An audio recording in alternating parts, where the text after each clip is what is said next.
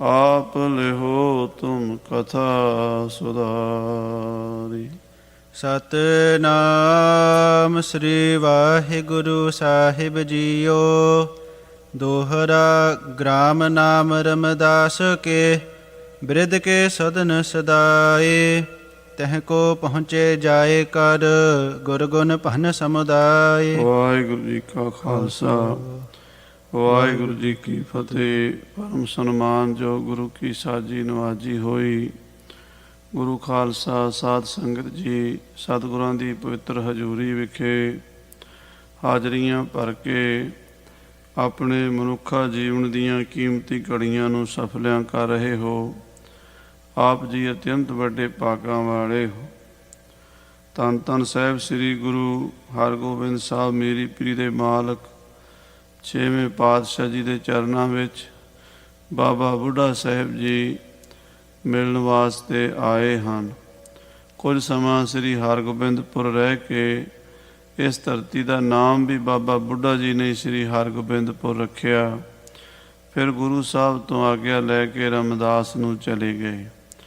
ਬੇਨਤੀ ਕਰ ਗਏ ਕਿ ਜਦੋਂ ਮਹਾਰਾਜ ਮੇਰਾ ਅੰਤ ਸਮਾਂ ਆਵੇ, ਸਾਰੇ ਕੰਮ ਛੱਡ ਕੇ ਮੇਰੇ ਕੋਲ ਜ਼ਰੂਰ ਆਇਆ ਜੇ, ਮੈਨੂੰ ਆਪਣੇ ਦਰਸ਼ਨ ਦੇ ਕੇ ਕਿਰਤਾਰਥ ਕਰਿਆ ਜੀ।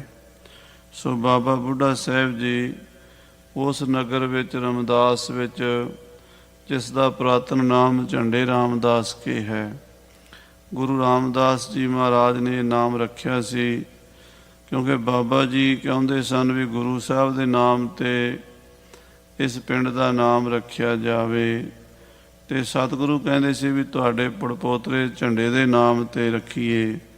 ਸੋ ਦੋਵਾਂ ਹੀ ਮਹਾਂਪੁਰਸ਼ਾਂ ਦੀ, ਸਤਿਗੁਰੂ ਜੀ ਦੀ ਅਤੇ ਬਾਬਾ ਬੁੱਢਾ ਜੀ ਦੀ, ਜੋ ਰਸਨਾ ਦੇ ਬੋਲ ਸਨ ਉਹ ਪੂਰੇ ਹੋ ਗਏ। ਇਹ ਸਾਂਝਾ ਨਾਂ ਰੱਖਿਆ ਝੰਡੇ ਰਾਮਦਾਸ ਕੇ, ਪਰ ਆਮ ਪ੍ਰਚਲਿਤ ਹੋ ਗਿਆ ਰਾਮਦਾਸ।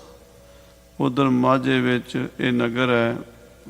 ਸੋ ਡੇਰਾ ਬਾਬਾ ਨਾਨਕ ਤੋਂ ਕੋਈ 15 ਕਿਲੋਮੀਟਰ ਦੂਰ ਹੋਵੇਗਾ, ਜਿੱਥੇ ਇਹ ਬਾਬਾ ਬੁੱਢਾ ਜੀ ਹੁਣ ਜਾ ਬੈਠੇ ਹਨ। ਉੱਥੋਂ ਅਗਲੀ ਕਥਾ ਸਰਵਣ ਕਰੀਏ। ਪਿਆਰ ਨਾਲ ਆਖੀਏ ਸਤਨਾਮ ਸ੍ਰੀ ਵਾਹਿਗੁਰੂ ਸਾਹਿਬ ਜੀ। ਸਤਨਾਮ ਸ੍ਰੀ ਵਾਹਿਗੁਰੂ ਸਾਹਿਬ ਜੀ। ਦੋਹਰਾ ਗ੍ਰਾਮ ਨਾਮ ਰਮਦਾਸ ਕੇ, ਜੋ ਰਮਦਾਸ ਨਗਰ ਹੈ, ਪਿੰਡ ਹੈ, ਸਾਧ ਸੰਗਤ ਜੀ ਮਾਝੇ ਦੇ ਵਿੱਚ ਬੜਾ ਮਸ਼ਹੂਰ। ਸਤਿਗੁਰੂ ਮਹਾਰਾਜ ਗੁਰੂ ਰਾਮਦਾਸ ਜੀ ਦੇ ਨਾਮ 'ਤੇ ਬਾਬਾ ਜੀ ਨੇ ਇਸ ਦਾ ਨਾਮ ਰੱਖਿਆ ਹੈ। ਬਿਰਦ ਕੇ ਸਦਨ ਸਦਾਏ। ਇੱਥੇ ਬਾਬਾ ਬੁੱਢਾ ਜੀ ਦਾ ਘਰ ਹੈ। ਹੁਣ ਤੱਕ ਵੀ ਉਹਨਾਂ ਦਾ ਉਹ ਨਗਰ ਮੰਨਿਆ ਜਾਂਦਾ ਹੈ, ਰਾਮਦਾਸ। ਵੈਸੇ ਬਾਬਾ ਜੀ ਦਾ ਜਨਮ ਕੱਥੂ ਨੰਗਲ ਦਾ ਹੈ, ਅਤੇ ਬਹੁਤਾ ਸਮਾਂ ਆਪ ਜੀ ਨੇ ਡੇਰਾ ਬਾਬਾ ਨਾਨਕ ਗੁਰੂ ਨਾਨਕ ਦੇਵ ਜੀ ਦੇ ਚਰਨਾਂ ਵਿੱਚ ਕਰਤਾਰਪੁਰ ਸਾਹਿਬ ਵੀ ਗੁਜ਼ਾਰਿਆ। ਗੁਰੂ ਅੰਗਦ ਦੇਵ ਜੀ ਦੇ ਚਰਨਾਂ 'ਚ ਖੰਡੂਰ ਸਾਹਿਬ ਔਰ ਗੋਇੰਦਵਾਲ ਸਾਹਿਬ ਵੀ ਬਹੁਤ ਸਮਾਂ ਗੁਜ਼ਾਰਿਆ। ਔਰ ਫਿਰ ਬੀੜ ਬਾਬਾ ਬੁੱਢਾ ਜੀ, ਉੱਥੇ ਵੀ ਬਹੁਤ ਸਮਾਂ ਗੁਜ਼ਾਰਿਆ। ਸ੍ਰੀ ਹਰਿਮੰਦਰ ਸਾਹਿਬ ਦੇ ਵੀ ਹੈਡ ਗ੍ਰੰਥੀ ਮਹਾਂਪੁਰਸ਼ ਬਾਬਾ ਬੁੱਢਾ ਜੀ ਰਹੇ ਹਨ, ਉੱਥੇ ਵੀ ਬਹੁਤ ਸਮਾਂ ਗੁਜ਼ਾਰਿਆ। ਔਰ ਇਹ ਜੋ ਰਾਮਦਾਸ ਹੈ, ਇੱਥੇ ਅਖੀਰਲੇ ਸਮੇਂ ਆ ਗਏ ਹਨ। ਤਹ ਕੋ ਪਹੁੰਚੇ ਜਾਏ ਕਰ, ਉੱਥੇ ਜਾ ਪਹੁੰਚੇ ਹਨ। ਗੁਰ ਗੁਣ ਭਨ ਸਮੁਦਾਇ। ਗੁਰੂ ਗੁਰੂ ਜਪਦੇ, ਗੁਰੂ ਦੇ ਗੁਣਾਂ ਦਾ ਉਚਾਰਨ ਕਰਦੇ ਹੋਏ। ਚੌਪਈ ਸ੍ਰੀ ਹਰਗੋਬਿੰਦ ਸਭ ਸੁਖ ਸਾਜੈ। ਸਤਿਗੁਰੂ ਮਹਾਰਾਜ ਗੁਰੂ ਹਰਗੋਬਿੰਦ ਸਾਹਿਬ ਜੀ ਜੋ ਸਾਰੇ ਸੁੱਖਾਂ ਦੇ ਦਾਤੇ ਹਨ, ਸਾਰੇ ਸੁੱਖਾਂ ਦੀ ਸਿਰਜਣਾ ਕਰਨ ਵਾਲੇ ਹਨ। ਸਤਿਗੁਰੂ ਸ੍ਰੀ ਹਰਗੋਬਿੰਦਪੁਰੇ ਬਿਰਾਜੈ। ਉਹ ਸ੍ਰੀ ਗੁਰੂ ਹਰਗੋਬਿੰਦ ਸਾਹਿਬ ਜੀ ਮਹਾਰਾਜ ਸ੍ਰੀ ਹਰਗੋਬਿੰਦਪੁਰ ਨਗਰ ਵਿੱਚ ਬਿਰਾਜਮਾਨ ਹਨ। ਸੰਗਤ ਦੇਸ਼ ਵਿਦੇਸ਼ਨ ਆਵੈ। ਦੇਸ਼ਾਂ ਵਿਦੇਸ਼ਾਂ ਤੋਂ ਸੰਗਤ ਆਉਂਦੀ ਹੈ। ਅਨੇਕ ਅਕੋਰਨ ਕੋ ਅਰਪਾਵੈ। ਔਰ ਵਧੀਆ ਵਧੀਆ ਭੇਟਾਵਾਂ ਗੁਰੂ ਮਹਾਰਾਜ ਦੇ ਚਰਨਾਂ 'ਚ ਅਰਪਣ ਕਰਦੀ ਹੈ। ਮਨੋ ਕਾਮਨਾ ਪਾਏ ਸਿਧਾਰੈ। ਔਰ ਜਿਹੜੀ ਜਿਹੜੀ ਕਿਸੇ ਦੀ ਮਨੋਕਾਮਨਾ ਹੁੰਦੀ ਹੈ ਉਹ ਪੂਰੀ ਹੁੰਦੀ ਹੈ। ਜੋ ਮੰਗੈ ਠਾਕੁਰ ਆਪਣੇ ਤੇ ਸੋਈ ਸੋਈ ਦੇਵੈ। ਨਾਨਕ ਦਾਸ ਮੁਖ ਤੇ ਜੋ ਬੋਲੈ ਇਹਾਂ ਉਹਾਂ ਸੱਚ ਹੋਵੇ। ਜੈਸੀ ਜੈਸੀ ਕਿਸੇ ਦੀ ਭਾਵਨਾ ਹੁੰਦੀ ਹੈ ਉਹ ਸਿੱਖ ਅਰਦਾਸ ਕਰਦੇ ਨੇ ਤੇ ਗੁਰੂ ਮਹਾਰਾਜ ਸਿੱਖਾਂ ਦੀਆਂ ਭਾਵਨਾ ਪੂਰੀਆਂ ਕਰਦੇ ਨੇ। ਜਹ ਕਹਿ ਸਤਿਗੁਰ ਸੁਜਸ ਉਚਾਰੈ, ਜਿੱਥੇ ਕਿਤੇ ਹਰ ਥਾਂ ਤੇ ਮਹਾਰਾਜ ਸਾਹਿਬ ਸ੍ਰੀ ਗੁਰੂ ਹਰਗੋਬਿੰਦ ਸਾਹਿਬ ਜੀ ਦੀ ਜੈ ਜੈਕਾਰ ਹੋ ਰਹੀ ਹੈ। ਇਕ ਆਵਤ ਇਕ ਜਾਤ ਸਦਨ ਕੋ, ਇੱਕ ਆ ਰਹੇ ਨੇ ਇੱਕ ਜਾ ਰਹੇ ਨੇ। ਸੰਗਤਾਂ ਦੀਆਂ ਵਹੀਰਾਂ ਆਉਂਦੀਆਂ ਨੇ, ਜਥੇ ਆਉਂਦੇ ਨੇ ਤੇ ਸੰਗਤਾਂ ਵਹੀਰਾਂ ਘੱਤ ਕੇ ਆਉਂਦੀਆਂ ਹਨ। ਭਿਖ ਗੁਰ ਸਾਰਦ ਚੰਦ ਬਦਨ ਕੋ, ਗੁਰੂ ਸਾਹਿਬ ਜੀ ਮਹਾਰਾਜ ਦੇ ਚੰਦਰਮਾ ਵਰਗੇ ਸੁੰਦਰ ਮੁਖੜੇ ਦੇ ਦਰਸ਼ਨ ਕਰਕੇ ਗੁਰੂ ਕੇ ਸਿੱਖ ਨਿਹਾਲ ਹੁੰਦੇ ਹਨ। ਇਕ ਦਿਨ ਚੜੇ ਅਖੇਰ ਕਰਨ ਕੋ, ਇੱਕ ਦਿਨ ਮਹਾਰਾਜ ਛੇਵੇਂ ਪਾਤਸ਼ਾਹ ਆਪਣੀ ਫੌਜ ਨੂੰ ਲੈ ਕੇ ਸ਼ਿਕਾਰ ਖੇਡਣ ਗਏ ਹਨ। ਲੈ ਕਰ ਜੁਰਰੇ ਬਾਜ ਨਰਨ ਕੋ, ਨਾਲ ਮਹਾਰਾਜ ਸ਼ਿਕਾਰ ਖੇਡਣ ਲਈ ਬਾਜ ਲੈ ਗਏ ਹਨ, ਜੁਰਰੇ ਲੈ ਗਏ ਹਨ, ਸ਼ਿਕਰੇ ਲੈ ਗਏ ਹਨ। ਚੀਤੇ ਸਵਾਨ ਸੰਗ ਬਹੁਲੀਨ, ਨਾਲ ਚੀਤਿਆਂ ਨੂੰ ਔਰ ਸ਼ਿਕਾਰੀ ਕੁੱਤਿਆਂ ਨੂੰ ਲੈ ਲਿਆ ਹੈ। ਕਾਨਨ ਮਹਿਬੜ ਵਿਚਰਨ ਕੀਨ, ਕਾਨਨ ਕਹਿੰਦੇ ਨੇ ਜੰਗਲ ਨੂੰ।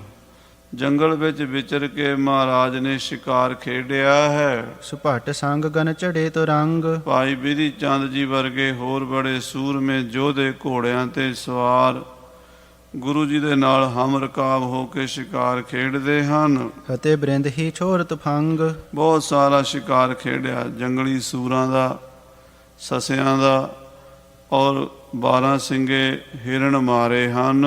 ਮ੍ਰਿਗਨ ਬਿਹੰਗਨ ਸੂਕਰ ਘਨੇ, ਬਹੁਤ ਸਾਰੇ ਜੰਗਲੀ ਸੂਰ ਮਾਰੇ ਹਨ। ਬਹੁਤ ਸਾਰੇ ਪੰਛੀਆਂ ਦਾ ਸ਼ਿਕਾਰ ਕੀਤਾ ਹੈ। ਖੋਜ ਖੋਜ ਕਰ ਜਿਤ ਕਿਤ ਹਨੇ, ਔਰ ਲੱਭ ਲੱਭ ਕੇ ਝਾੜਾਂ ਵਿੱਚੋਂ ਅੱਜ ਸ਼ਿਕਾਰ ਖੇਡਿਆ ਹੈ। ਪੁਨ ਉੱਚੇ ਥਲ ਆਨ ਸੁਹਾਏ, ਫਿਰ ਗੁਰੂ ਜੀ ਸ਼ਿਕਾਰ ਖੇਡ ਕੇ ਵਾਪਸ ਉੱਚੀ ਥਾਂ ਤੇ ਆ ਕੇ ਬੈਠ ਗਏ ਹਨ। ਨਾਮ ਦਮਦਮਾ ਜਹਾਂ ਸੁਹਾਏ, ਅੱਜ ਕੱਲ੍ਹ ਉਸ ਜਗ੍ਹਾ ਦਾ ਨਾਮ ਦਮਦਮਾ ਸਾਹਿਬ ਹੈ। ਦਮਦਮਾ ਸਾਹਿਬ ਬਹੁਤ ਹਨ ਸਾਧ ਸੰਗਤ ਜੀ। ਇੱਕ ਤਾਂ ਦਮਦਮਾ ਸਾਹਿਬ ਸਾਬੋ ਕੀ ਤਲਵੰਡੀ, ਗੁਰੂ ਕੀ ਕਾਂਸ਼ੀ, ਜਿੱਥੇ 10ਵੇਂ ਪਾਤਸ਼ਾਹ ਨੇ ਕਮਰ ਕਸਾ ਖੋਲ੍ਹਿਆ, ਉਹ ਦਮਦਮਾ ਸਾਹਿਬ ਪ੍ਰਸਿੱਧ ਹੈ। ਇੱਕ ਦਮਦਮਾ ਸਾਹਿਬ ਆਨੰਦਪੁਰ ਸਾਹਿਬ ਦੇ ਵਿੱਚ ਵੀ ਹੈ। ਇਸੇ ਤਰ੍ਹਾਂ ਬਹੁਤ ਜਗ੍ਹਾ ਤੇ ਪਿੰਡਾਂ ਵਿੱਚ ਗੁਰਦੁਆਰੇ ਨੇ ਜਿਨ੍ਹਾਂ ਦਾ ਨਾਮ ਦਮਦਮਾ ਹੈ। ਦਮਦਮਾ ਦਾ ਮਤਲਬ ਹੁੰਦਾ ਜਿੱਥੇ ਬਹਿ ਕੇ ਦਮ ਲਈਏ, ਕੋਈ ਘੰਟਾ 2 ਘੰਟੇ ਬਹਿ ਕੇ ਆਰਾਮ ਕਰੀਏ, ਉਹਨੂੰ ਦਮਦਮਾ ਕਹਿੰਦੇ। ਸੋ ਇਸੇ ਤਰ੍ਹਾਂ ਰਕਬੇ ਪਿੰਡ ਵਿੱਚ ਵੀ ਮੁੱਲਾਂਪੁਰ ਦਾਖੇ ਦੇ ਕੋਲ ਦਮਦਮਾ ਸਾਹਿਬ ਹੈ, 6ਵੀਂ ਪਾਤਸ਼ਾਹੀ ਦਾ। ਕਈ ਗੁਰਦੁਆਰੇ ਹਨ ਦਮਦਮੇ, ਪਰ ਜਿਹੜੇ ਦਮਦਮੇ ਦਾ ਇੱਥੇ ਜ਼ਿਕਰ ਆਇਆ ਇਹ ਦਮਦਮਾ ਸ੍ਰੀ ਹਰਗੋਬਿੰਦਪੁਰ ਵਿੱਚ। ਤੁਸੀਂ ਕਦੀ ਸ੍ਰੀ ਹਰਗੋਬਿੰਦਪੁਰ ਜਾਓ, ਉੱਥੇ ਪਤਾ ਕਰੋ ਵੀ ਅਸੀਂ ਦਮਦਮੇ ਸਾਹਿਬ ਜਾਣਾ। ਜਿਹੜਾ ਪਿੰਡ ਵਿੱਚ ਉੱਥੇ ਗੁਰਦੁਆਰਾ ਹੈ ਉਹਨੂੰ ਦਮਦਮਾ ਸਾਹਿਬ ਕਹਿੰਦੇ। ਜਿੱਥੇ ਅੱਜ ਕੱਲ੍ਹ ਦਮਦਮਾ ਹੈ ਉੱਥੇ ਸਤਿਗੁਰੂ ਜੀ ਉੱਚੀ ਥਾਂ ਤੇ ਬੈਠ ਗਏ। ਕਾਸ਼ੀ ਤੇ ਚਰ ਸੰਗਤ ਆਈ, ਮਹਾਰਾਜ ਉੱਥੇ ਹੀ ਦੀਵਾਨ ਲਾ ਲਿਆ ਦਮਦਮੇ। ਇੰਨੇ ਨੂੰ ਕਾਸ਼ੀ ਬਨਾਰਸ, ਜਿਹੜੀ ਸਾਧ ਸੰਗਤ ਜੀ ਹਿੰਦੂ ਧਰਮ ਦੀ ਸਭ ਤੋਂ ਵੱਡੀ ਯੂਨੀਵਰਸਿਟੀ ਹੈ, ਉਹ ਬਨਾਰਸ ਹੈ। ਹਜ਼ਾਰਾਂ ਸਾਲ ਤੋਂ ਵਿੱਦਿਆ ਦਾ ਉੱਥੇ ਪ੍ਰਵਾਹ ਚੱਲਦਾ ਹੈ। ਬੜੇ ਬੜੇ ਵਿਦਵਾਨ ਪੰਡਤ ਉੱਥੇ ਰਹਿੰਦੇ ਨੇ। ਭਾਈ ਗੁਰਦਾਸ ਜੀ ਵੀ ਉੱਥੇ ਗਏ ਸਨ ਅਤੇ 5 ਸਿੱਖਾਂ ਨੂੰ 10ਵੇਂ ਪਾਤਸ਼ਾਹ ਨੇ ਵੀ ਵਿੱਦਿਆ ਪੜ੍ਹਨ ਲਈ ਉੱਥੇ ਪੰਡਤਾਂ ਕੋਲ ਭੇਜਿਆ ਸੀ। ਪੰਡਤਾਂ ਨੇ ਨਾਂਹ ਕਰ ਦਿੱਤੀ ਸੀ, ਕਹਿੰਦੇ ਅਸੀਂ ਨੀਵੀਆਂ ਜਾਤਾਂ ਨੂੰ ਨਹੀਂ ਪੜ੍ਹਾਉਂਦੇ, ਅਸੀਂ ਜਾਂ ਸੰਨਿਆਸੀ ਨੂੰ ਪੜ੍ਹਾ ਸਕਦੇ ਹਾਂ ਜਾਂ ਬ੍ਰਾਹਮਣ ਦੇ ਪੁੱਤਰ ਨੂੰ ਪੜ੍ਹਾ ਸਕਦੇ ਹਾਂ। ਤਾਂ ਉਹ ਸਿੱਖ ਵਾਪਸ ਆ ਕੇ ਪੌਂਟੇ ਸਾਹਿਬ 10ਵੇਂ ਪਾਤਸ਼ਾਹ ਨੂੰ ਬੇਨਤੀ ਕੀਤੀ, ਮਹਾਰਾਜ ਪੰਡਤ ਸਾਨੂੰ ਕਹਿੰਦੇ ਵੀ ਤੁਸੀਂ ਨੀਵੀਆਂ ਜਾਤਾਂ ਦੇ ਹੋ, ਤੁਹਾਨੂੰ ਪੜ੍ਹਾ ਨਹੀਂ ਸਕਦੇ। ਤੇ ਮਹਾਰਾਜ 10ਵੇਂ ਪਾਤਸ਼ਾਹ ਨੇ ਆਖਿਆ ਫਿਰ ਹੁਣ ਉੱਚੀ ਜਾਤ 'ਚ ਜਨਮ ਲੈਣਾ ਤਾਂ ਰੱਬ ਦੇ ਵੱਸ ਹੈ, ਜਿੱਥੇ ਕਿਸੇ ਨੂੰ ਭੇਜ ਦਿੰਦਾ ਉੱਥੇ ਹੀ ਜਨਮ ਹੁੰਦਾ ਹੈ। ਤੁਸੀਂ ਸੰਨਿਆਸ ਲੈ ਕੇ ਵਿੱਦਿਆ ਪੜ੍ਹੋ। ਉਹਨਾਂ 5 ਮਹਾਂਪੁਰਸ਼ਾਂ ਨੇ, ਜਿਨ੍ਹਾਂ ਵਿੱਚੋਂ ਭਾਈ ਵੀਰ ਸਿੰਘ ਜੀ, ਸੈਣਾ ਸਿੰਘ ਜੀ, ਗੰਡਾ ਸਿੰਘ ਜੀ, ਕਰਮ ਸਿੰਘ ਜੀ ਆਦਿਕ ਸਿੰਘ ਸਨ, ਉਹਨਾਂ ਮਹਾਂਪੁਰਸ਼ਾਂ ਨੇ ਕਮਰ ਕਸੇ ਕਰ ਲਏ। ਸਾਰੀ ਉਮਰ ਬ੍ਰਹਮਚਾਰੀ ਰਹਿਣ ਦਾ ਪਰਨ ਕਰਕੇ ਭਗਵੇਂ ਕੱਪੜੇ ਪਾ ਕੇ ਹੱਥ ਚੀਪੀਆਂ ਫੜ ਲਈਆਂ। ਕਾਸ਼ੀ ਪੰਡਤਾਂ ਕੋਲ ਦੁਬਾਰਾ ਜਾ ਕੇ ਸੰਸਕ੍ਰਿਤ ਵਿੱਦਿਆ ਨੂੰ, ਵੇਦ ਵਿੱਦਿਆ ਨੂੰ, ਸ਼ਾਸਤਰ ਵਿੱਦਿਆ ਨੂੰ ਗ੍ਰਹਿਣ ਕੀਤਾ ਆ ਕੇ ਖਾਲਸਾ ਪੰਥ ਵਿੱਚ ਵਿਦਿਆ ਦਾ ਪ੍ਰਚਾਰ ਕੀਤਾ, ਜਿਨ੍ਹਾਂ ਨੂੰ ਸਤਿਗੁਰੂ ਜੀ ਨੇ ਨਿਰਮਲੇ ਸੰਤ ਕਿਹਾ ਹੈ। ਸੋ ਸਾਧ ਸੰਗਤ ਜੀ, ਬਨਾਰਸ 'ਚ ਵਿਦਿਆ ਬੜੀ ਹੈ ਪਰ ਪੰਡਤਾਂ ਵਾਲੀ ਹੈ। ਉਹ ਪੰਡਤ ਜਿਹੜੀ ਮੱਤ ਦਿੰਦੇ ਨੇ ਲੋਕ ਉਹੀ ਲੈਂਦੇ ਹਨ। ਸੋ ਉੱਥੋਂ ਇੱਕ ਸਿੱਖ ਆਇਆ ਹੈ ਸੰਗਤ ਦੇ ਨਾਲ, ਕਾਂਸ਼ੀ ਦੀ ਸੰਗਤ ਮਹਾਰਾਜ ਦੇ ਦਰਸ਼ਨ ਕਰਨ ਆਈ ਹੈ। ਦਰਸ਼ਨ ਕਰਬੇ ਚਾਹ ਵਧਾਈ। ਕਾਂਸ਼ੀ ਤੋਂ ਲੋਕ ਆਏ ਨੇ ਗੁਰੂ ਸਾਹਿਬ ਦੇ ਦਰਸ਼ਨ ਕਰਨ ਵਾਸਤੇ। ਏਕ ਸਿੱਖ ਤਿਨ ਮਹਿਮਤਵੰਤਾ। ਉਹਨਾਂ ਵਿੱਚੋਂ ਇੱਕ ਬੜਾ ਪੜ੍ਹਿਆ ਲਿਖਿਆ ਵਿਦਵਾਨ ਸਿਆਣਾ ਗੁਰੂ ਕਾ ਸਿੱਖ ਵੀ ਹੈ। ਦਰਸ਼ਨ ਕੋ ਤੂਰਨ ਲਲਚੰਤਾ। ਉਹ ਗੁਰੂ ਮਹਾਰਾਜ ਦੇ ਦਰਸ਼ਨ ਛੇਤੀ ਕਰਨੇ ਚਾਹੁੰਦਾ ਸੀ। ਉਹਨੂੰ ਸੀਗਾ ਵੀ ਮਹਾਰਾਜ ਦੇ ਮੈਂ ਦਰਸ਼ਨ ਛੇਤੀ ਕਰਾਂ ਜਾ ਕੇ। ਕਾਂਸ਼ੀ ਤੋਂ ਆਇਆ ਸੀ ਦਰਸ਼ਨ ਕਰਨ ਲਈ ਸੰਗਤ ਦੇ ਨਾਲ। ਸੰਗਤ ਛੋਰ ਬਿਪਾਸਾ ਪਾਸੇ। ਸਾਧ ਸੰਗਤ ਜੀ, ਸੰਗਤ ਨੂੰ ਤੇ ਉਹਨੇ ਸਾਥੀਆਂ ਨੂੰ ਤਾਂ ਬਿਆਸਾ ਦਰਿਆ ਤੇ ਹੀ ਛੱਡ ਦਿੱਤਾ। ਸੁਨ ਸੁਧ ਗਇਓ ਜਹਾਂ ਸੁਖ ਰਾਸੀ। ਪਤਾ ਕੀਤਾ ਗੁਰੂ ਜੀ ਕਿੱਥੇ ਨੇ। ਕਿਸੇ ਨੇ ਆਖਿਆ ਗੁਰੂ ਜੀ ਬਾਹਰ ਦਮਦਮੇ ਤੇ ਬੈਠੇ ਨੇ। ਉਧਰ ਨੂੰ ਹੀ ਦੌੜ ਪਿਆ, ਛੇਤੀ ਨਾਲ ਚਲਾ ਗਿਆ। ਆਮਿਖ ਮਦ ਨਹਿ ਅੰਗੀਕਾਰ। ਪਰ ਉਹ ਵੈਸ਼ਨੂ ਸੀਗਾ। ਉਹ ਵੈਸ਼ਨੂ ਸੀ, ਮਾਸ ਨਹੀਂ ਸੀ ਖਾਂਦਾ। ਮਾਸ ਮੱਛੀ ਆਂਡੇ ਨੂੰ ਹੱਥ ਨਹੀਂ ਸੀ ਲਾਂਦਾ। ਤਰਹਿ ਸਮਤ ਪਰਲੋਕ ਸੁਧਾਰ ਹੈ। ਔਰ ਚੰਗੀ ਜੀਵਨ ਜਾਚ ਧਾਰਨ ਕੀਤੀ ਹੋਈ ਸੀ। ਸਤੋ ਗੁਣੀ ਸਾਦਾ ਫੁਲਕਾ ਖਾਂਦਾ ਸੀ, ਸਾਦੇ ਕੱਪੜੇ ਪਹਿਨਦਾ ਸੀ, ਭਗਤੀ ਕਰਦਾ ਸੀ ਤੇ ਪਰਲੋਕ ਸੁਧਾਰਦਾ ਸੀ। ਮੇਰਾ ਅੱਗਾ ਸੁਧਰ ਜਾਵੇ, ਕੋਈ ਮਾੜਾ ਕੰਮ ਨਾ ਹੋਵੇ ਮੇਰੇ ਕੋਲੋਂ, ਕਿਸੇ ਜੀਵ ਦਾ ਨੁਕਸਾਨ ਨਾ ਹੋਵੇ। ਜਦੋਂ ਅਸੀਂ ਕਿਸੇ ਜੀਵ ਨੂੰ ਮਾਰਦੇ ਹਾਂ ਸਾਧ ਸੰਗਤ ਜੀ, ਤਾਂ ਉਦੋਂ ਸਾਡੀ ਮਨ 'ਚ ਦਇਆ ਦੂਰ ਹੋ ਜਾਂਦੀ ਹੈ। ਜਦੋਂ ਦਇਆ ਦੂਰ ਹੋ ਜਾਂਦੀ ਫਿਰ ਧਰਮ ਵੀ ਦੂਰ ਹੋ ਜਾਂਦਾ। ਇਸ ਕਰਕੇ ਧੌਲ ਧਰਮ ਦਇਆ ਕਾ ਪੂਤ। ਮਹਾਂਪੁਰਸ਼ ਕਹਿੰਦੇ ਵੀ ਜਿਹੜਾ ਧਰਮ ਹੈ ਨਾ ਉਹ ਤਾਂ ਦਇਆ ਦੇ ਘਰ 'ਚ ਹੀ ਪੈਦਾ ਹੁੰਦਾ। ਇਸ ਕਰਕੇ ਜਿਹੜੇ ਸਾਧੂ ਸੰਤ ਮਹਾਤਮਾ ਮਾਸ ਨਹੀਂ ਖਾਂਦੇ, ਮੀਟ ਆਂਡਾ ਨਹੀਂ ਖਾਂਦੇ, ਬਈ ਕਿਸੇ ਦਾ ਸਾਡਾ ਨੁਕਸਾਨ ਨਾ ਹੋਵੇ, ਕਿਸੇ ਦਾ ਦਿਲ ਨਾ ਦੁਖਾਈਏ, ਕਿਸੇ ਦਾ ਹੱਕ ਨਾ ਖਾਈਏ, ਰੁੱਖੀ ਮਿੱਸੀ ਰੋਟੀ ਖਾ ਕੇ ਆਪਣਾ ਪੇਟ ਭਰ ਲੈਂਦੇ ਹੈ। ਮਾਸ ਅੰਡਾ ਇਹ ਚੀਜ਼ ਨਹੀਂ ਖਾਂਦੇ। ਉਹ ਜਿਹੜਾ ਸੀ ਸਾਧੂ ਬਿਰਤੀ ਵਾਲਾ ਸੀ ਵਿਚਾਰਾ, ਉਹ ਮਾਸ ਅੰਡਾ ਨਹੀਂ ਸੀ ਖਾਂਦਾ। ਪਰ ਲੋਕ ਲਈ ਮੇਰਾ ਅੱਗਾ ਸੁਧਰ ਜਾਵੇ, ਮੈਨੂੰ ਮੁਕਤੀ ਮਿਲ ਜਾਵੇ, ਪਰਮੇਸ਼ਰ ਦੀ ਭਗਤੀ ਕਰਦਾ ਸੀ। ਸ਼ੀਘਰ ਪਹੁੰਚਿਓ ਧਰੀ ਉਪਾਇਨ। ਛੇਤੀ ਨਾਲ ਮਹਾਰਾਜ ਦੇ ਕੋਲ ਆ ਗਿਆ ਛੇਵੇਂ ਪਾਤਸ਼ਾਹ ਦੇ, ਤੇ ਆ ਕੇ ਸਤਿਗੁਰਾਂ ਦੇ ਚਰਨਾਂ 'ਚ ਭੇਟਾ ਰੱਖੀ ਤੇ ਮੱਥਾ ਟੇਕਿਆ। ਬੰਧਨ ਕੀਨ ਕਮਲ ਸੇ ਪਾਇਨ। ਗੁਰੂ ਸਾਹਿਬ ਜੀ ਦੇ ਕਮਲ ਵਰਗੇ ਚਰਨਾਂ ਉੱਤੇ ਬੰਦਨਾ ਕੀਤੀ, ਨਮਸਕਾਰ ਕੀਤੀ ਚਰਨ ਕਮਲਾਂ ਤੇ। ਤਬ ਗੁਰ ਕੇ ਕਰ ਬਾਜ ਬਡੇਰਾ। ਪਰ ਜਦੋਂ ਉਹਨੇ ਮੱਥਾ ਟੇਕਿਆ, ਗੁਰੂ ਸਾਹਿਬ ਦਾ ਬਾਜ ਗੁਰੂ ਸਾਹਿਬ ਦੇ ਹੱਥ ਵਿੱਚ ਸੀ। ਦੁਤੀ ਹਾਥ ਸੋਂ ਗਹੇ ਬਟੇਰਾ। ਇੱਕ ਹੱਥ 'ਚ ਬਾਜ ਫੜਿਆ ਹੋਇਆ ਤੇ ਇੱਕ ਹੱਥ 'ਚ ਬਟੇਰਾ ਫੜਿਆ ਹੋਇਆ। ਕਣਕਾਂ ਦੇ ਵਿੱਚ ਪੰਜਾਬ ਵਿੱਚ ਬਟੇਰੇ ਹੁੰਦੇ ਨੇ, ਛੋਟੇ ਛੋਟੇ ਤਿੱਤਰ ਬਟੇਰੇ। ਉਹਦੇ 'ਚ ਪਾਈਆ ਕਮਾਸ ਨਿਕਲਦਾ, ਕਬੂਤਰ ਜਿੰਨਾ ਕਹਿ ਲਓ ਜੀਵ ਹੁੰਦਾ ਛੋਟਾ ਜਿਹਾ। ਇੱਕ ਹੱਥ 'ਚ ਮਹਾਰਾਜ ਨੇ ਬਾਜ ਬਿਠਾਇਆ ਤੇ ਇੱਕ ਹੱਥ ਵਿੱਚ ਬਟੇਰਾ ਫੜਿਆ ਹੋਇਆ ਹੈ। ਆਮਿਖ ਤਹਾਂ ਖਵਾਵਨ ਕਰੇ।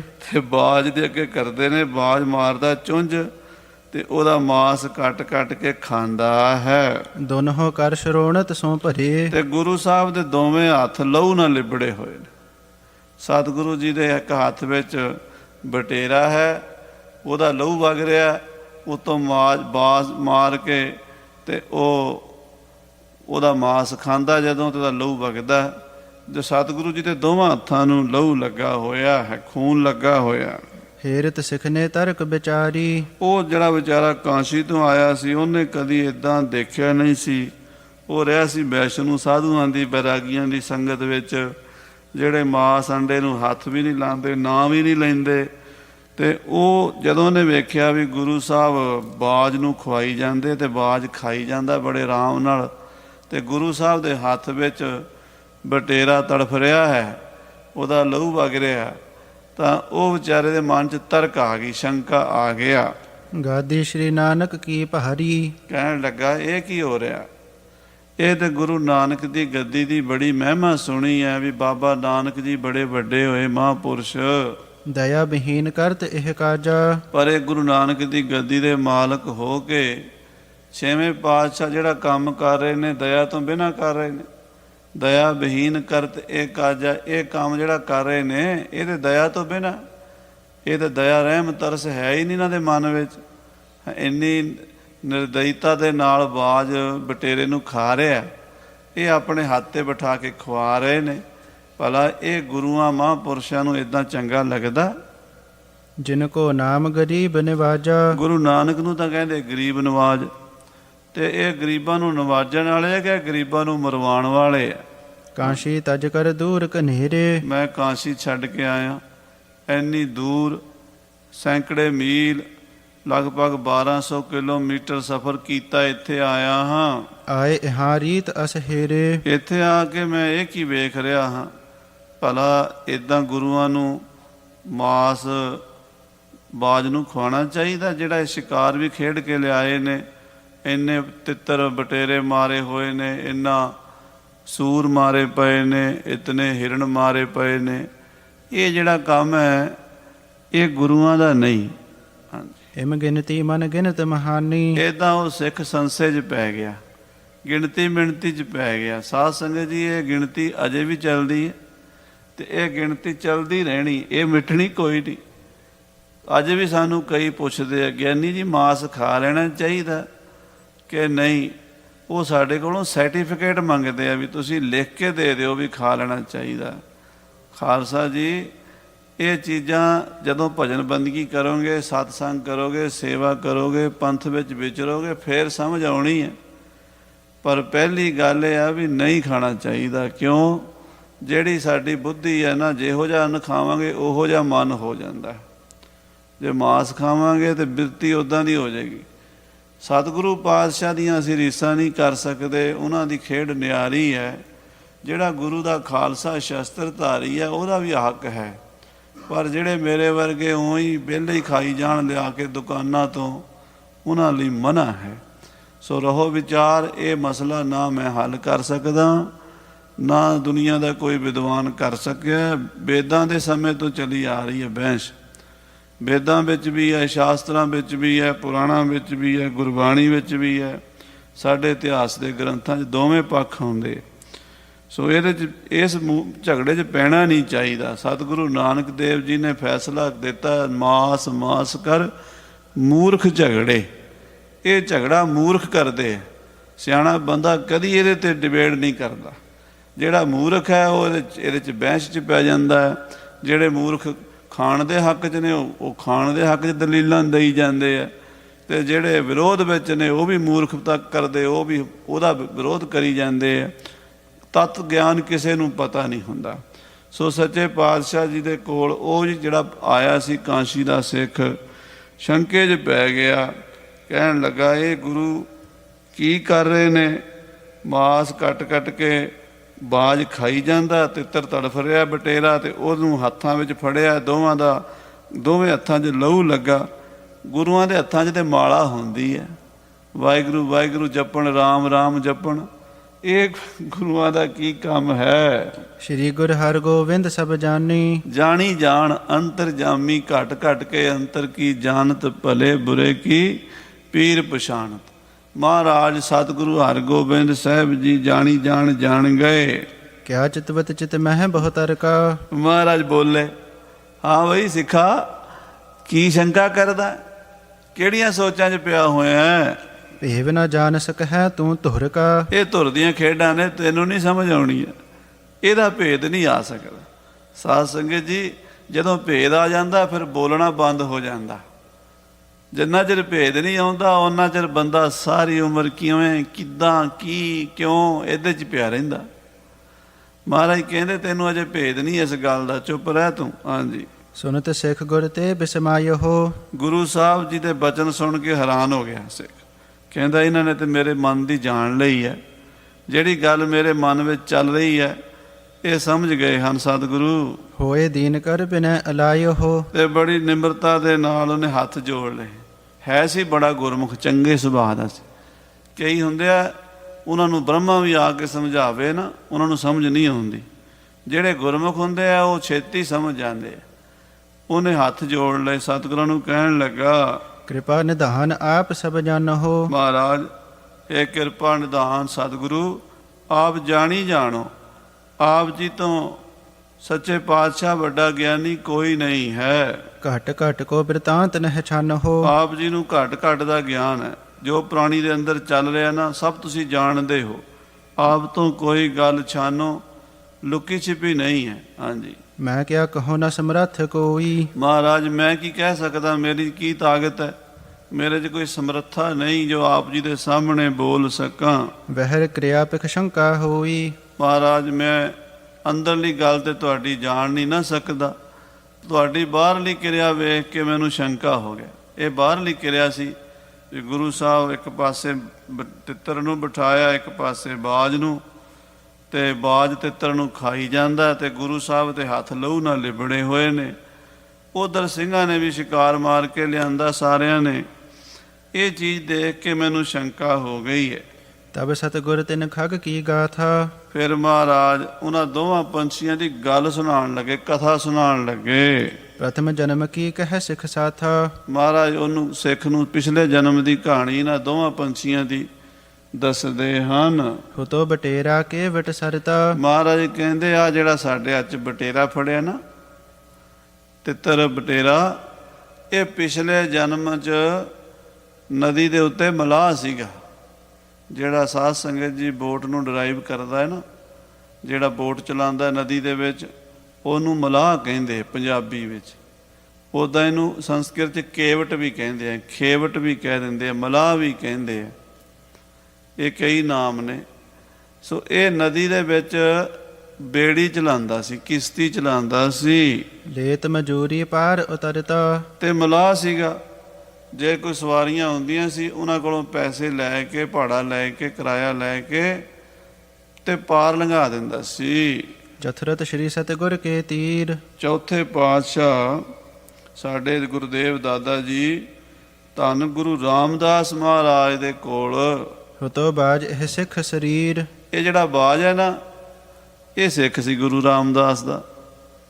ਜਿਹੜਾ ਬਟੇਰਾ ਹੈ ਇਹ ਨਦੀ ਦਾ ਮਲਾਹ ਸੀਗਾ। ਲੋਕਾਂ ਨੂੰ ਪੈਸੇ ਲੈ ਕੇ, ਮਜ਼ਦੂਰੀ ਲੈ ਕੇ ਪਾਰ ਲੰਘਾਉਂਦਾ ਸੀ ਨਦੀ ਤੋਂ। ਕਿਸ ਕਾਰਜ ਕੋ ਜਬ ਹੈ ਪਠਾਇਓ। ਗੁਰੂ ਰਾਮਦਾਸ ਮਹਾਰਾਜ ਨੇ ਇਸ ਬਾਜ ਨੂੰ, ਸਿੱਖ ਨੂੰ, ਕਿਸੇ ਕੰਮ ਲਈ ਭੇਜਿਆ ਵੀ ਜਾ ਭਾਈ ਫਲਾਣੇ ਸ਼ਹਿਰ ਜਾਣਾ, ਉੱਥੇ ਕੰਮ ਕਰਕੇ ਆਉਣਾ ਹੈ। ਚਲ ਮਾਰਗ ਇਸਕੇ ਢਿਗ ਆਇਓ। ਉਹ ਗੁਰੂ ਰਾਮਦਾਸ ਜੀ ਦਾ ਸਿੱਖ ਚੌਥੇ ਪਾਤਸ਼ਾਹ ਦਾ ਹੁਕਮ ਮੰਨ ਕੇ ਤੁਰ ਪਿਆ ਤੇ ਇਹਦੇ ਕੋਲ, ਮਲਾਹ ਦੇ ਕੋਲ ਆ ਗਿਆ। ਕਹਿਓ ਕਿ ਮੋਹ ਕੋ ਪਾਰ ਉਤਾਰ। ਤੇ ਸਿੱਖ ਨੇ ਆਖਿਆ ਮਲਾਹ ਨੂੰ ਵੀ ਮੈਂ ਨਦੀ ਤੋਂ ਪਾਰ ਲੰਘਣਾ ਹੈ, ਮੈਨੂੰ ਪਾਰ ਲੰਘਾ ਦੇ। ਗੁਰ ਕੋ ਕਾਜ ਕਰਨ ਬਿਨ ਬਾਰ। ਗੁਰੂ ਘਰ ਦਾ ਕੋਈ ਜ਼ਰੂਰੀ ਕੰਮ ਹੈ, ਗੁਰੂ ਮਹਾਰਾਜ ਗੁਰੂ ਰਾਮਦਾਸ ਜੀ ਨੇ ਮੈਨੂੰ ਭੇਜਿਆ ਹੈ। ਚੜ ਬੈਠਿਓ ਤਰਨੀ ਪਰ ਜਬੈ।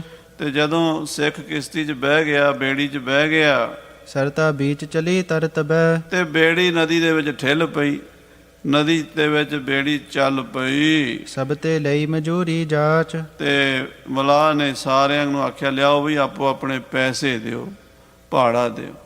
ਜਦੋਂ ਬੇੜੀ ਚੱਲ ਪੈਂਦੀ ਵਿਚਕਾਰ, ਫਿਰ ਉਹ ਪੈਸੇ ਪਹਿਲਾਂ ਹੀ ਇਕੱਠੇ ਕਰ ਲੈਂਦੇ ਵੀ ਉਤਰ ਕੇ ਭੱਜ ਨਾ ਜਾਣ। ਪੈਸੇ ਲੈ ਕੇ ਫਿਰ ਉਤਾਰਦੇ ਆ।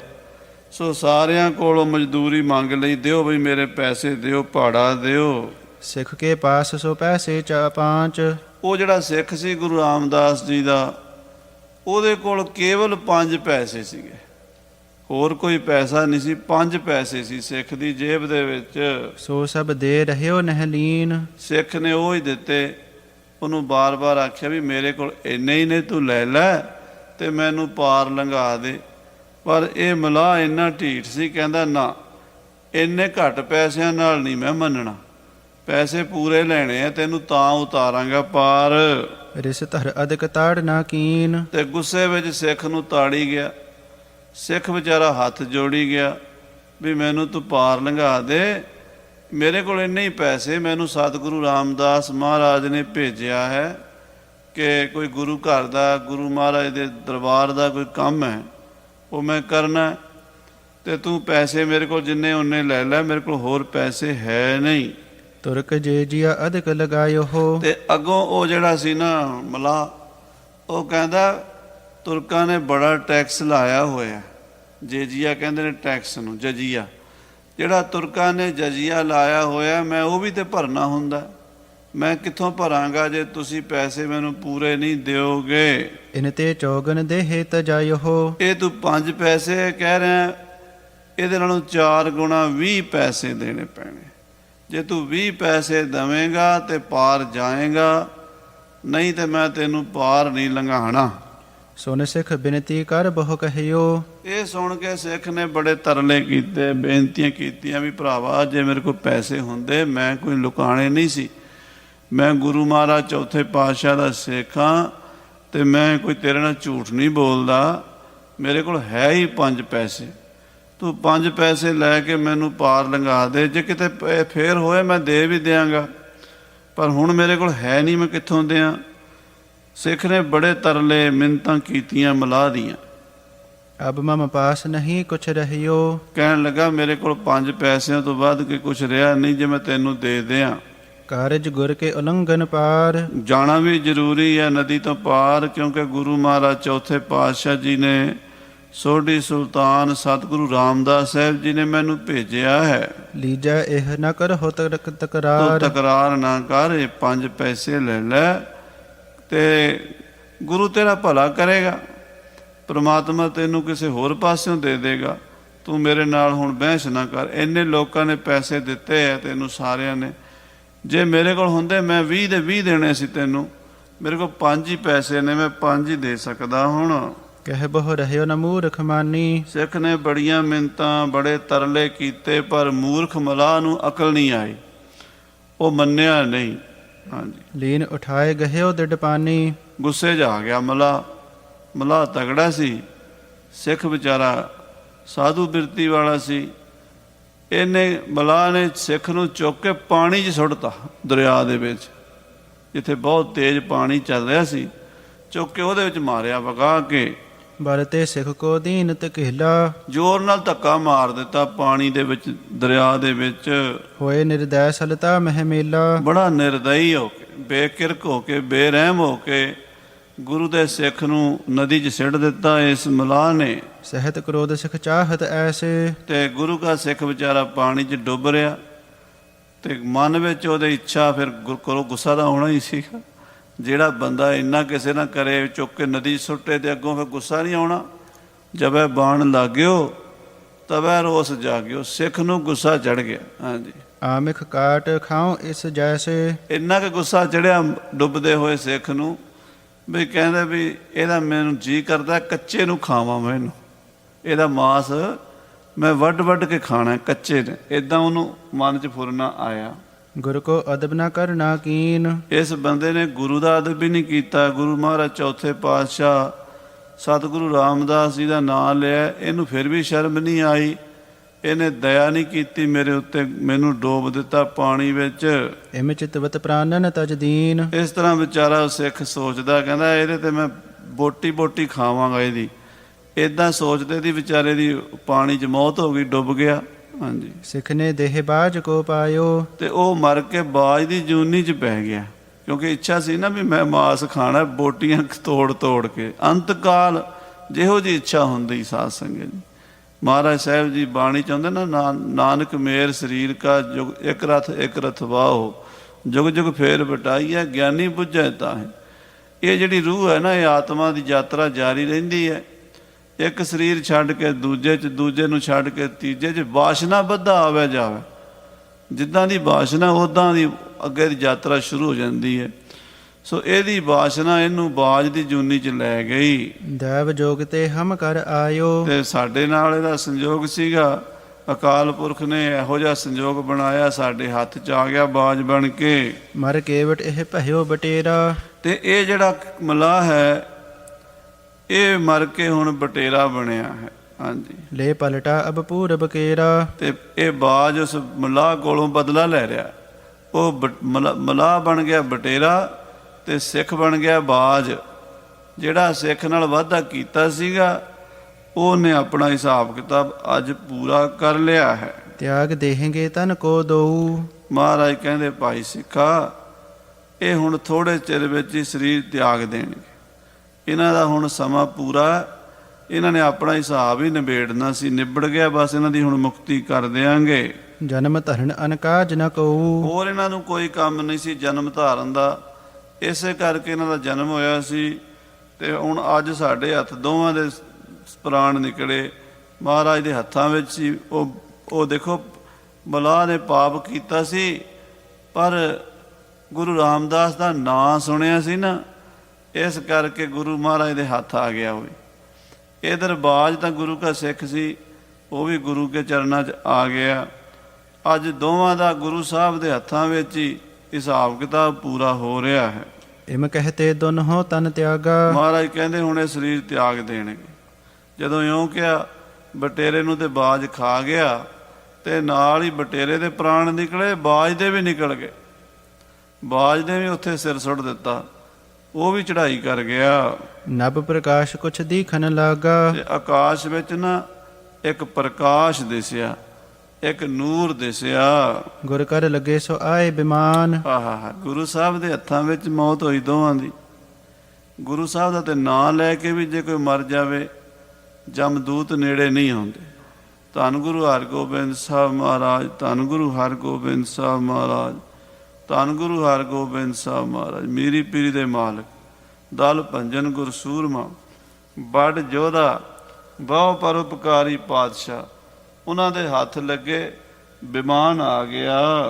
ਗਏ ਸੁਰਗ ਕੋ ਬਹੁ ਸੁਖ ਠਾਨ। ਇਹ ਦੋਵੇਂ ਹੀ, ਉਹ ਮਲਾਹ ਵੀ ਤੇ ਜਿਹੜਾ ਉਹ ਸਿੱਖ ਬਾਜ ਬਣਿਆ ਹੋਇਆ ਸੀ, ਤੇ ਮਲਾਹ ਬਟੇਰਾ ਬਣਿਆ ਹੋਇਆ ਸੀ, ਇਸ ਜੂਨੀ ਚੋਂ ਨਿਕਲ ਕੇ ਸੱਚਖੰਡ ਨੂੰ ਚਲੇ ਗਏ।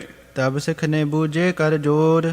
ਉਹ ਜਿਹੜਾ ਕਾਂਸੀ ਵਾਲਾ ਸਿੱਖ ਸੀ ਨਾ, ਸ਼ੰਕਾਵਾਦੀ, ਉਹਨੇ ਹੱਥ ਜੋੜ ਲਏ ਤੇ ਸਤਿਗੁਰਾਂ ਤੋਂ ਪੁੱਛਣ ਲੱਗਾ, ਕਸ ਪ੍ਰਕਾਸ਼ ਪਹਨਬ ਕੀ ਔਰ। ਮਹਾਰਾਜ ਆਕਾਸ਼ ਵੱਲ ਪ੍ਰਕਾਸ਼ ਕਿਹੋ ਜਿਹਾ ਹੋ ਰਿਹਾ ਹੈ, ਰੋਸ਼ਨੀ ਕੈਸੀ ਹੋ ਰਹੀ ਹੈ। ਇਨਕੇ ਮਰਤ ਤੁਰਤ ਹੀ ਭਇਓ। ਹਾਂ, ਕਹਿੰਦੇ ਇਹ ਮਰਦਿਆਂ ਦੋਵਾਂ ਦੀ ਜਾਨ ਨਿਕਲੀ ਹੈ ਤੇ ਆਕਾਸ਼ ਵਿੱਚ ਪ੍ਰਕਾਸ਼ ਹੋ ਗਿਆ ਹੈ। ਪਲਕ ਫੁਰਨ ਮਹਿ ਹਟ ਸਭ ਗਇਓ। ਤੇ ਪਲਕ ਦੇ ਵਿੱਚ ਹੀ ਮਹਾਰਾਜ ਇਹ ਪ੍ਰਕਾਸ਼ ਅਲੋਪ ਹੋ ਗਿਆ ਹੈ।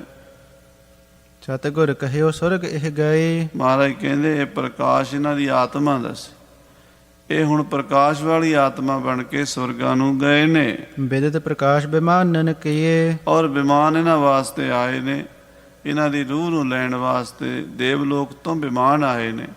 ਉਹਨਾਂ ਬਿਮਾਨਾਂ ਦੀ ਰੋਸ਼ਨੀ ਸੀ। ਸੁਨ ਕਰ ਜੋਰ ਬੰਦ ਨਾ ਕਰਕੇ। ਹੱਥ ਜੋੜ ਕੇ ਸਿੱਖ ਕਾਂਸ਼ੀ ਵਾਲੇ ਨੇ ਮੱਥਾ ਟੇਕਿਆ ਚਰਨਾਂ ਵਿੱਚ। ਗਇਓ ਸਿੱਖ ਸਭ ਚਲਤ ਨੇ ਹਰਿ ਕੈ। ਉਹ ਗੁਰੂ ਦੇ ਕੌਤਕ ਵੇਖ ਕੇ ਸਿੱਖ ਗਿਆ।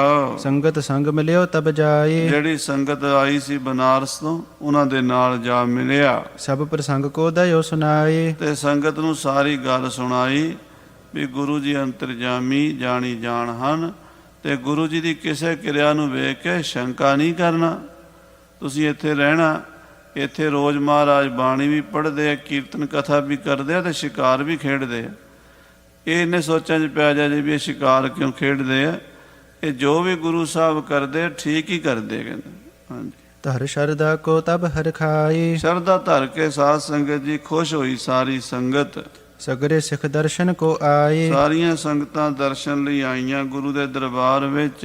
ਇਤ ਸਤਿਗੁਰ ਆਪਣੇ ਥਲ ਆਏ। ਇਧਰ ਮਹਾਰਾਜ ਛੇਵੇਂ ਪਾਤਸ਼ਾਹ ਜੀ ਆਪਣੇ ਸਥਾਨ ਤੇ ਨਗਰ ਦੇ ਵਿੱਚ ਹੈ ਨਾ, ਸ੍ਰੀ ਹਰਗੋਬਿੰਦਪੁਰੇ ਵਿਚਕਾਰ, ਉੱਥੇ ਆ ਗਏ। ਬੈਠੇ ਬੜੋ ਦੀਵਾਨ ਲਗਾਏ। ਉੱਥੇ ਮਹਾਰਾਜ ਵੱਡਾ ਦੀਵਾਨ ਲਾ ਕੇ ਬੈਠੇ ਨੇ। ਸ਼ਬਦ ਰਬਾਬੀ ਗਾਵਨ ਲਾਗੇ। ਅਤੇ ਰਬਾਬੀ ਕੀਰਤਨ ਕਰਨ ਲੱਗੇ ਨੇ। ਸੁਨਹਿ ਸਿੱਖ ਗੁਰ ਪਗ ਅਨੁਰਾਗੇ। ਤੇ ਗੁਰੂ ਕੇ ਸਿੱਖ ਜੋ ਗੁਰੂ ਚਰਨਾਂ ਦੇ ਪ੍ਰੇਮੀ ਹਨ, ਉਹ ਬਾਣੀ ਦਾ ਕੀਰਤਨ ਸੁਣਦੇ।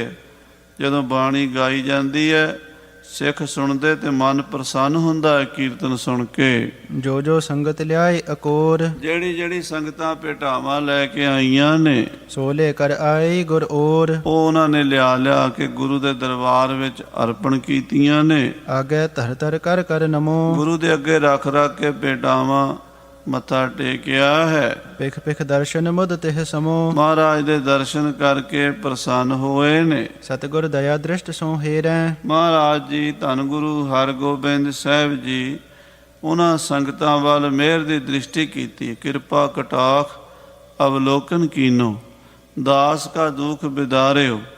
ਕਿਰਪਾ ਦ੍ਰਿਸ਼ਟੀ ਨਾਲ ਦੇਖਿਆ, ਦੁੱਖ ਸਾਰੇ ਦੂਰ ਕਰ ਦਿੱਤੇ ਨੇ। ਕੀਨ ਕਾਮਨਾ ਪੂਰਕ ਨੇਰੈ। ਸਾਰੀਆਂ ਕਾਮਨਾ ਪੂਰੀਆਂ ਕਰਦੀ, ਇੱਛਾ ਪੂਰਕ ਸਰਬ ਸੁਖ ਦਾਤਾ ਹਰ, ਜਾਂ ਕੈ ਵਸ ਹੈ ਕਾਮ ਧੇਨਾ, ਸੋ ਐਸਾ ਹਰ ਧਿਆਈਐ ਮੇਰੇ ਜੀੜੇ, ਤਾਂ ਸਰਬ ਸੁਖ ਪਾਵਹਿ ਮੇਰੇ ਮਨ।